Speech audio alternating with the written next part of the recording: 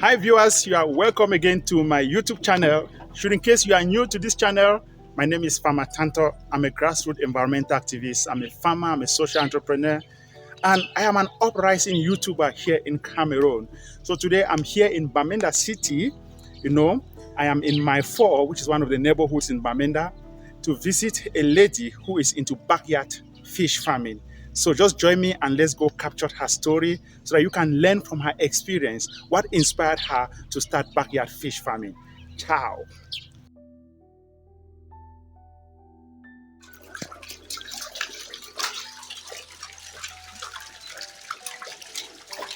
My name is Ndifor Patience. I am a catfish farmer in Bamenda, based in Mile Fonkwen.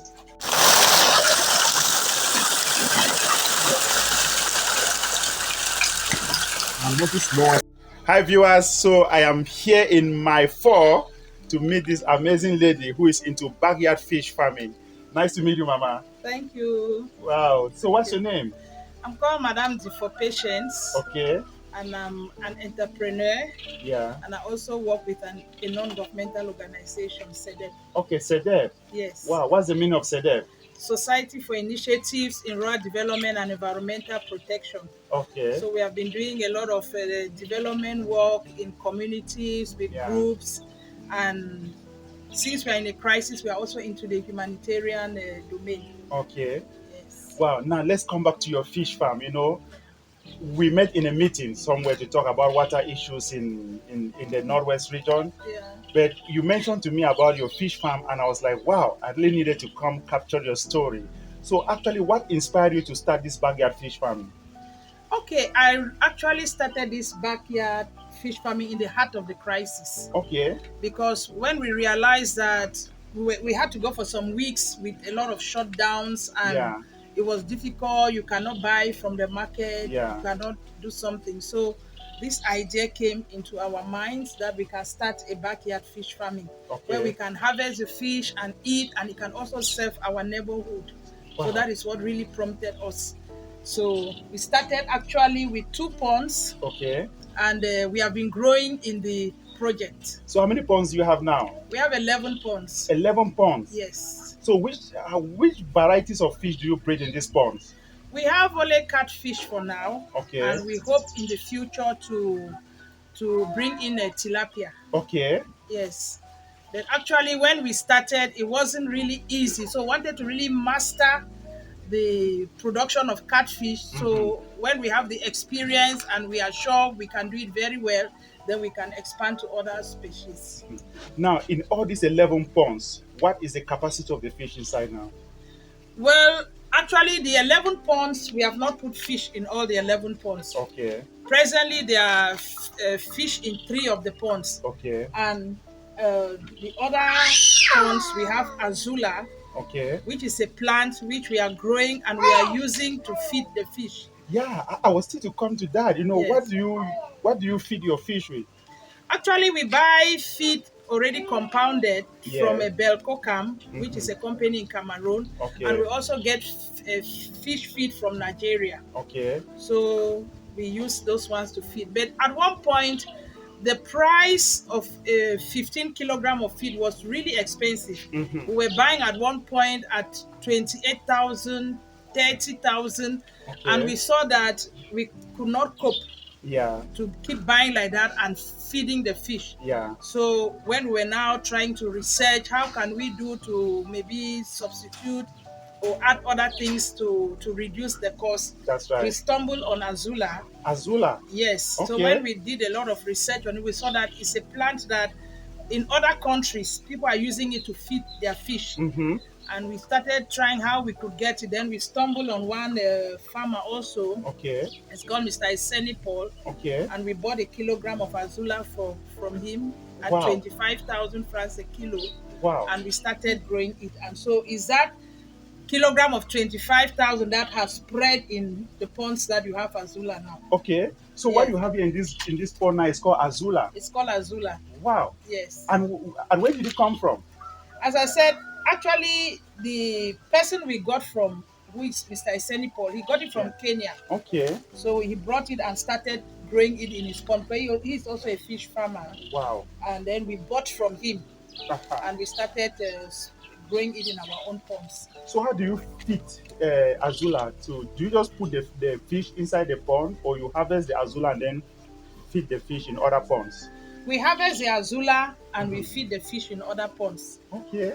And in some of the ponds, we have just put a few number of fish. Yeah. Because if you put many, they'll eat all the Azolla in one day. Okay. So we prefer to harvest and we feed the fish in the pond.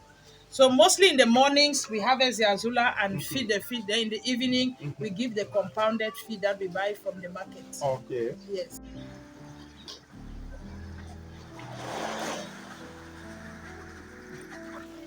Okay, this is Azolla. This is a plant which we grow and we use to feed our fish. Actually, when we started the fish farming, we realized that it was very expensive for us to be feeding the fish only on compounded feed. So we started doing some research and we stumbled on Azolla. And fortunately for us, we got some, which we bought a kilogram at 25,000 and we started growing in our ponds. And it's very rich in protein and it helps to build up the body of to build up the fish and make them grow. So we decided to grow them in our ponds and we harvest them every day and we give to the fish. We feed the fishes with Azolla in the morning and in the evening we give them compounded feed. So now, if somebody wants to buy Azolla, Yes. the person can contact you Yes. to buy Azolla. We have even sold to some people. Wow. Yes, some people have come here and bought from us. So now, do you have a market for this fish? We have a market which is like timid per se because we have some people come and buy fresh Yeah. and they go and supply to people who roast the fish. Okay. There are some roasting points here in town, especially off station Okay. and a few around town where they come and buy and they go and do the roasting. Some people buy fresh to go and eat at home. Yeah. And then we also smoke the fish. Okay. And we sell to people around town and even send to people abroad. Because some Wow. people, they have tasted our roasted fish and they like it and they give us command, can you do me fish of 200,000? Can you do me fish of Wow. 100,000? Wow. So we roast and we sell. We have a small place down here which we roast the fish there, Okay. which we have just developed on our own. It's not really the best, but it gives us very good dry fish. Wow. I would really love to come and visit. Yeah. So if I may ask, you said you work for a non-governmental organization and now you are into backyard fish farming. Yes. Is there a way you can incorporate backyard fish farming into your program so you can train so many other farmers to install backyard fish farms? Yes, I have that. We have that possibility. Okay. But the initial cost to start a fish farm is high.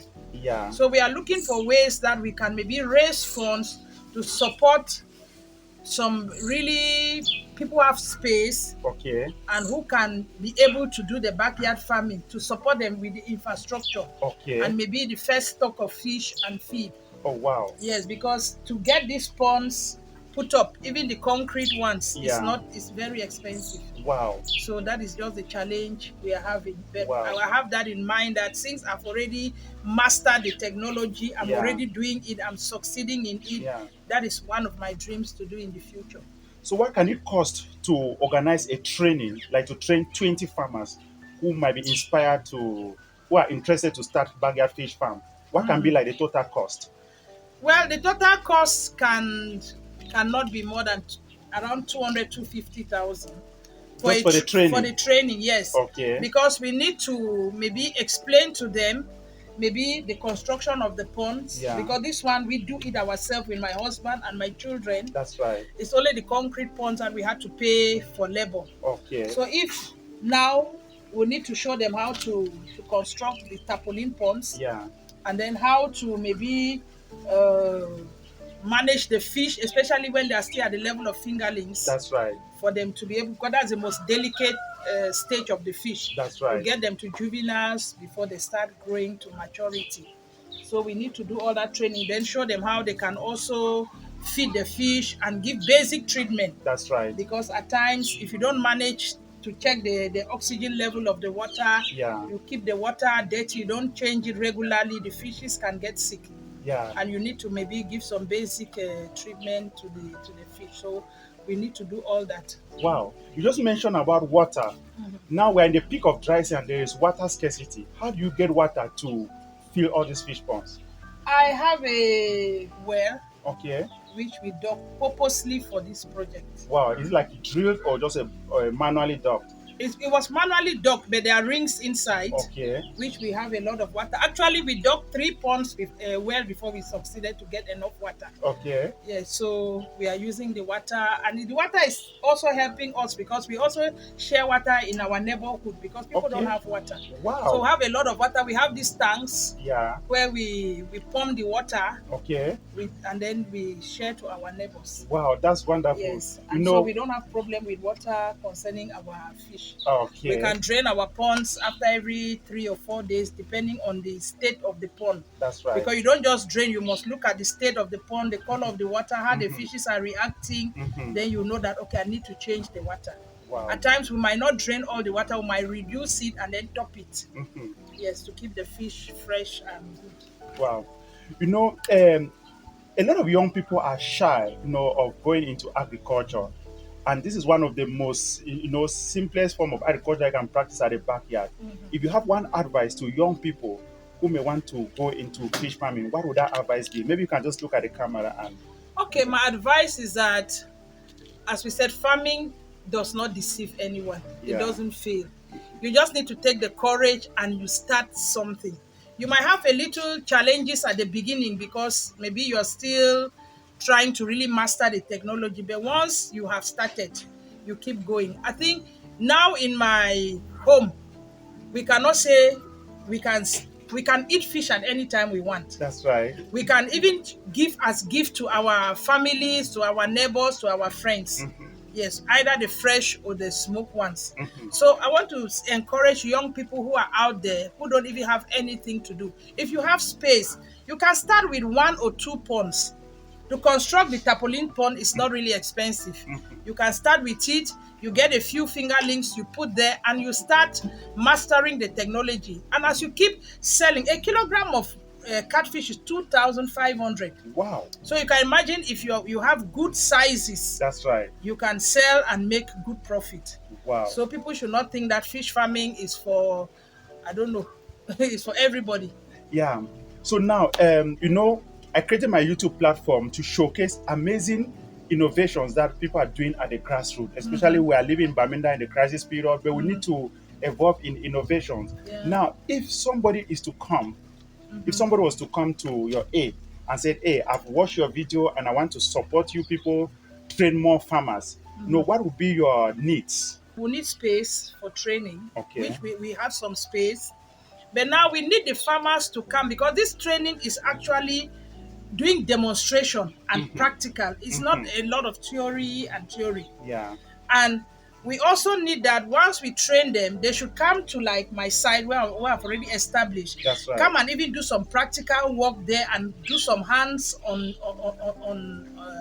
job That's right. to really understand how they can go about it. Okay. Yes, so they just need to organize themselves. If people have space, they're interested, and they have some little finances to start, Yeah. we're ready to train them. Okay. I'm also looking for funding Okay. to expand this because, one, I really need a machine to produce my own feed. Okay. Because, as I said, we buy 15 kilograms. It's really expensive. That's 20,000, 22,000 for 15 kilograms of feed. Oh, wow. So I really, first of all, need support to get a machine where I can produce my own feed for the fish. That's right. And also, maybe if I have the possibility to produce for others. Okay. Because the challenge we have here in the Northwest is that we don't have any place where we are already producing feed for fish. Okay. We have one project, Leafy Deb, that came and started, but Yeah. they were constructing a fish production center at my 3-bed. Up to now, the plant is not ready. They cannot produce feed. So it's very expensive for us. So as a farmer, I need support to be able to produce my own feed, have a good machine, That's right. which I can produce and also produce for others. It is going to come. You know, the Bible says, Matthew 7:7, that if you Ask. ask, it shall be given. Yes. If you seek, you shall find. And if you knock, the door shall be opened.